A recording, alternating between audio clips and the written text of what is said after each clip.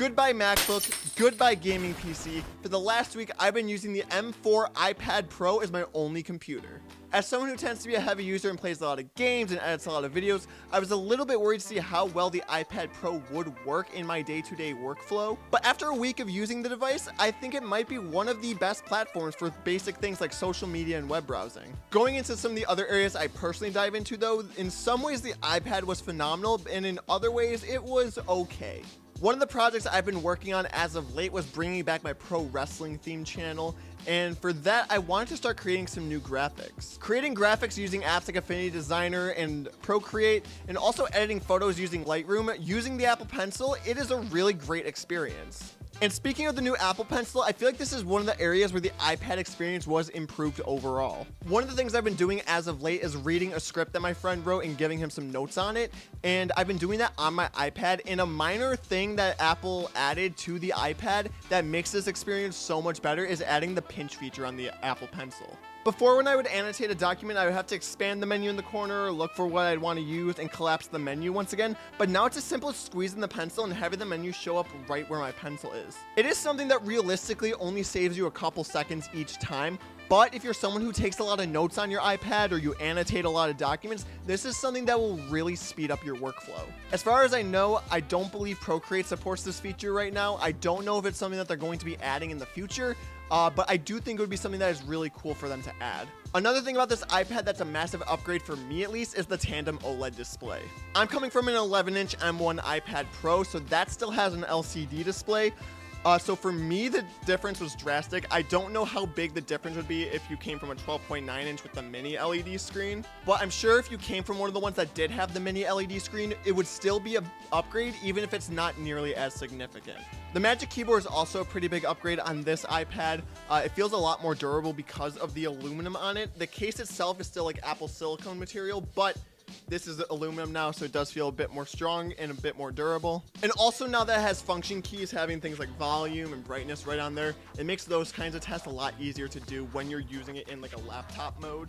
Now onto some of the things I don't like about the iPad, one of them being the current state of iPadOS. They have made a lot of changes in the last few years to make it more of a complete computer operating system by adding things like multitasking and stage manager. However, there is still a lot of work that needs to be done. Different apps like Google Drive and Discord, they don't feel very complete as like a computer operating system, which is weird because you're using it with a keyboard and mouse half the time now if you get the Magic Keyboard with it. And these apps also have a lot of limitations compared to the desktop counterparts, and it really reminds you that you're not using a Mac or a Windows computer. Also, the Files app doesn't feel nearly as fleshed out as Finder on Mac or Explorer on Windows, but for more of a mobile operating system, it is good enough. And I also do have a few different issues with the Magic Keyboard. One of the big issues with it is that it does not feel balanced when you have the iPad on the Magic Keyboard. The new iPad is a little bit lighter, so it is a little bit less of an issue, but only like slightly. It's still an issue regardless. And then another issue that I have with it is that it doesn't let you use the keyboard just like a regular case or sort of like a 2-in-1 for Windows users. You have to either have the keyboard open to use the iPad, or you have to just take it off the keyboard completely, and then you just have to find somewhere to put the keyboard while you're not using it. And then also, I do wish that you were able to adjust the tilt on the iPad just a little bit more on the Magic Keyboard. I don't need it to move that much more, but it's like just enough to where I wish that I was able to do it. But overall, can someone switch to the iPad Pro as their everyday computer? It depends. For someone who's doing very basic things like web browsing, email, social media, content consumption, I think an iPad is a really good option for a computer. I don't know if I would spring out for the iPad Pro unless you just really want the OLED screen. Personally, I think if you want more of like a laptop replacement for your iPad, I would probably get the M2 iPad Air in the 13-inch if you want the bigger one.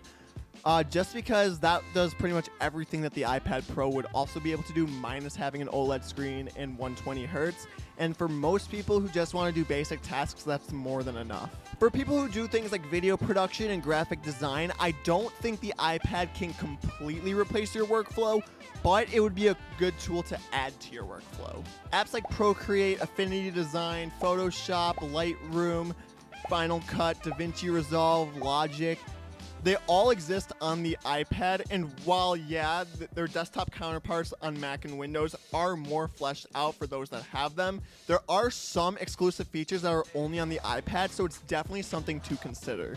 And then another thing to keep in mind, in terms of the iPad at least, there's still a lot of people that will barely be able to use the power of the M1 or the M2, let alone the M4. So if you are coming from an M1 or an M2 iPad, I would probably hold off on upgrading unless A, you want a bigger iPad, or B, you really want the OLED. Another decision that I did make for this video is that I would edit it on the iPad Pro, so I'm going to insert a clip of me giving some of my thoughts on the editing process. So my app of choice for this video is Final Cut for iPad, and I feel 50-50 on it. In some ways, I think it's really, really nice. It's a very lightweight version of Final Cut, and for a lot of basic edits, it will do very well. However, as you start to add more layers and do a bit more with the editing, it makes it very hard to use at points. An example right now is I'm adding in all the app icons when I talk about all the different pro apps that are available on the iPad, and it froze when I was trying to change the scaling of it, of one of the logos. So that's something to keep in mind. If you are someone who tends to throw a bit more onto your projects, it probably won't work out as well. Overall though, I think for very basic edits, or if you're just starting an edit on your iPad, I think it is a good option to have. Or also maybe if you're using it for something like Shorts or TikTok, I think that would also be pretty good. But if you're editing full-length YouTube videos and this is your only machine, I feel like there might be some other options out there. I know LumaFusion is very popular on the iPad. I just didn't want to pay for it, honestly. Another thing that I would say is an oversight. How are these not sliders? Like, this would be like a really good thing to do on an iPad, but I don't know. I don't get that. Overall, I am very happy with the purchase of this iPad. While, yeah, I might not be like an iPad power user compared to some people, I do see some of the potential for some creative opportunities with it, and I'm really excited to start using it a lot more. However, like I said, I did come from an 11-inch iPad Pro, and if I did have the 12.9-inch M1 or M2 with the mini LED screen, I probably would have had a bit of buyer's remorse with it. Thank you guys again for watching. I will see you guys in the next one. Goodbye.